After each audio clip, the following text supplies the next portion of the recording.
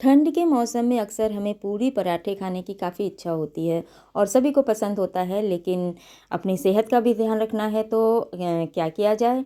तो चलिए बनाते हैं पराठा, जो कि एक हेल्दी टच देते हुए हम बनाएंगे।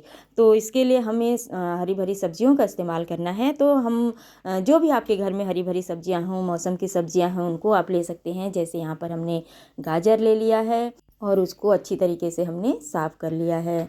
और यहीं पर हमने पत्ता गोभी ले लिया है। पत्ता गोभी भी अगर हम अच्छी तरीके से बनाएं तो काफ़ी हेल्दी होता है। हमने 2 मिर्च ले लिया है अपने तीखे के अनुसार और एक टुकड़ा अदरक का ले लिया है।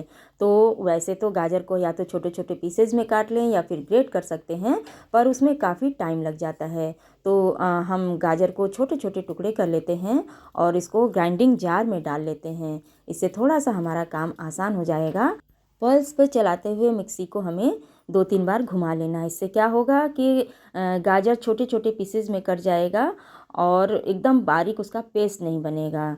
और यहीं पर हमने जो शिमला मिर्च है उसको छोटे छोटे पीसेस में काट लिया है, इसको बिल्कुल बारीक काट लिया है। नमक लगा देंगे, थोड़ी देर के लिए छोड़ देंगे इन चीज़ों को। इससे क्या होगा कि इनके अंदर का जो अपना नेचुरल पानी है, जो अपना नेचुरल जूस है, वो रिलीज़ होगा। और बस अब यहाँ पर हमें कुछ नहीं करना है, इस जूस को हमें थोड़ा सा स्क्वीज करते हुए निकाल लेना है। अगर हम इस जूस को अच्छी तरीके से निकाल लेंगे तो जो हम पराठा बनाएंगे, स्टफ़ करेंगे पराठे में, वो काफ़ी अच्छी तरीके से स्टफ़ होगा। तो जैसा कि आप देख सकते हैं, हमने सारा गोभी और गाजर जिसको लिया था उसको अच्छी तरीके से निचोड़ लिया है और अच्छा खासा जूस निकला है। और इस जूस को या तो आप नमक डाल के अभी पी सकते हैं और नहीं तो इसी के आटे में लगा सकते हैं। तो यहाँ पर हमने थोड़ा सा काली मिर्च का पाउडर डाल दिया है। अगर आपके पास मैगी मसाला हो तो 1 सैशे मैगी मसाला डाल दीजिए, इससे बच्चों को ये पराठा बहुत अच्छा लगेगा। और इसको अभी हमने एक तरफ रख दिया है और अब हम पहले आटे की तैयारी कर लेते हैं। तो हमने आटे में थोड़ा सा नमक डाल दिया है जिससे कि आटा हमारा नमकीन हो जाए। और यही जो जूस अभी हमने निकाला है गाजर और पत्ता गोभी को निचोड़ कर, उस जूस की हेल्प से और एक्स्ट्रा पानी जितना लगेगा उसकी हेल्प से हमें एक सॉफ्ट सा आटा लगाकर तैयार करना है। फ्रेंड्स, हमें ये पराठा स्टफ़ करना है, इसलिए आटा हमें सॉफ्ट ही लगाना है। और पर आटे को रख देते हैं एक तरफ और अब इसमें हम स्वादानुसार नमक डाल देंगे अपने इस स्टफिंग में। उसमें हमने धनिया डाल दिया है और अच्छी तरीके से मिक्स कर लेते हैं। फ्रेंड्स, इसमें बहुत ज़्यादा मसाला डालने की ज़रूरत नहीं है। आपको इच्छा हो तो आप भुना हुआ जीरा वगैरह भी डाल सकते हैं, उससे भी इसका टेस्ट बहुत अच्छा आता है। तो बस ये हमारी स्टफिंग बहुत अच्छी तरीके से बनकर तैयार हो गई है। ये बहुत ही हेल्दी है और इस पराठे को बनाना फ्रेंड्स बिल्कुल भी मुश्किल नहीं होता है, क्योंकि हमने आटा जो है सॉफ्ट लगाया है, तो इसको स्टफ़ करना भी काफ़ी इजी होगा। तो इस तरह से हम एक नॉर्मल रोटी जो बनाते हैं उससे थोड़ा सा ज़्यादा आटा लेंगे और इस तरह से उसको अच्छी तरीके से हमें मसलते हुए एक पेड़ा बना लेना है।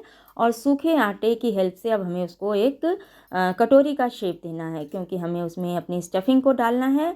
तो हमें इस तरह से उंगलियों और अंगूठे की हेल्प से एक कटोरी का शेप दे लेना है, जो कि बहुत ही आसान होता है। और इसमें आप स्टफिंग जो है भर भर के डालेंगे, क्योंकि जितनी स्टफिंग होगी पराठा खाने में उतना ही अच्छा लगेगा।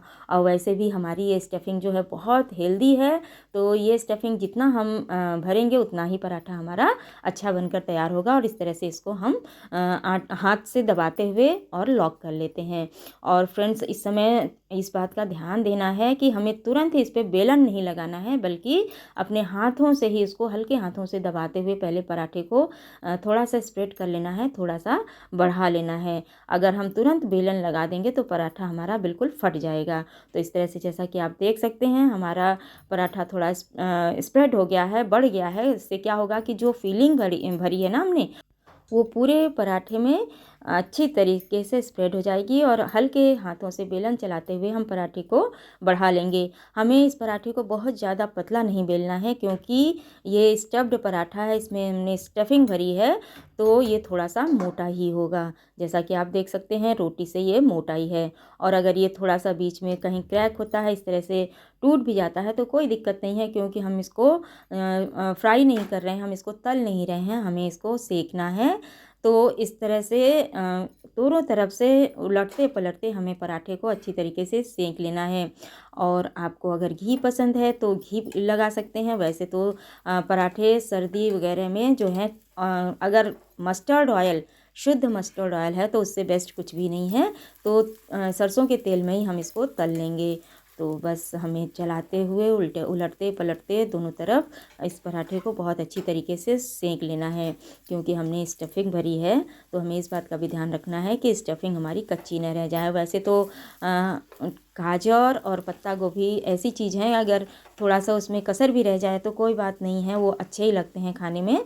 तो इस तरह से उलटते पलटते हमें अपने पराठे को सेंक लेना है अच्छी तरीके से।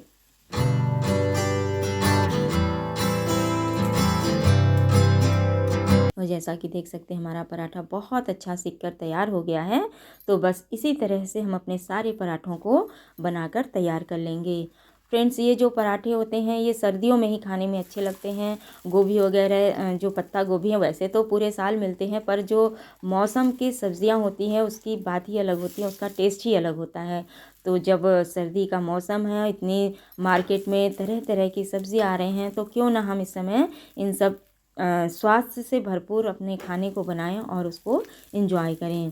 तो इस तरह से हमारे पराठे बनकर तैयार हो गए हैं। ये हमारा दूसरा पराठा भी बहुत अच्छी तरीके से सीख कर तैयार हो गया है। घर में जब सभी लोग साथ में हों और इस तरह से हम मॉर्निंग में पराठे बनाते हैं, सब लोग एंजॉय करते हैं, तो बहुत अच्छा लगता है। तो हमारे पराठे बनकर तैयार हो गए हैं। तो फिर देर किस बात की है, इसको चटनी के साथ, सलाद के साथ, अचार के साथ या फिर रायते के साथ आप इंजॉय कर सकते हैं। एक कप चाय के साथ भी ये पराठे बहुत अच्छे लगते हैं। और फ्रेंड्स, अगर घर के सभी लोग हंसी खुशी एक साथ नाश्ता करते हैं तो उससे बढ़कर कुछ नहीं है। तो एंजॉय करें ये हेल्थ से भरपूर पराठों का, सर्दी का, और एक बार इस तरह से पराठे को ज़रूर ट्राई करें। ये पराठे खाने में बहुत ही शानदार लगते हैं। तो बस एंजॉय करें इसको।